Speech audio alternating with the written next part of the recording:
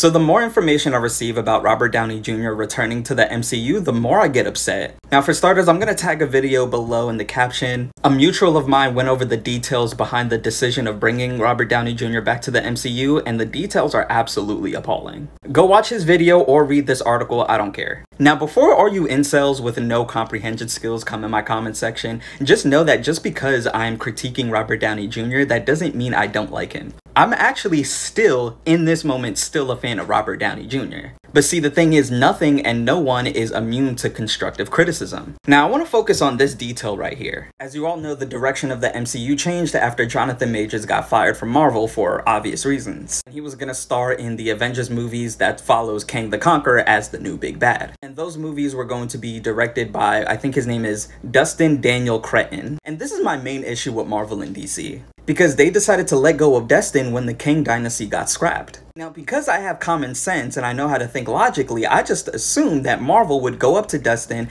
and be like, hey, since we're not doing Kang Dynasty anymore, instead of doing that, would you like to write and direct Secret Wars and Doomsday? But obviously not. Now, one little detail I want to focus on before we continue on this video is that we are critiquing WME, which is the agency that represents Robert Downey Jr. And I know it's so easy to point fingers at RDJ because, you know, he's the face of the name, but we're more focused on WME. And this is where things get frustrating for me, because this is where my critique of Robert Downey Jr. comes into play. Because Marvel and Disney are willing to give you $200 million for 2 movies, which means you have power and influence on that company. So Robert Downey Jr. had 2 options. Option number 1, he could have told Kevin Feige and all the board members at Marvel and Disney, like, hey, I appreciate the offer, but there are so many other actors out there that I know personally who would do a good job as well. He could have given them a whole recommendation list to Kevin Feige of list of actors that could take on this role. And the other option that Robert Downey Jr. had is to recommend other directors and writers to take up the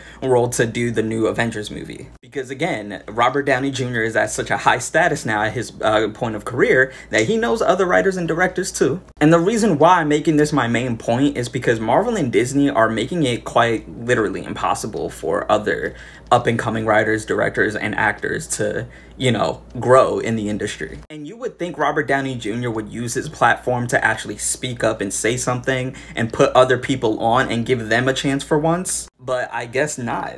Am I really mad at RDJ for not giving a chance to other artists and giving them a platform or even giving them a chance to break into the industry?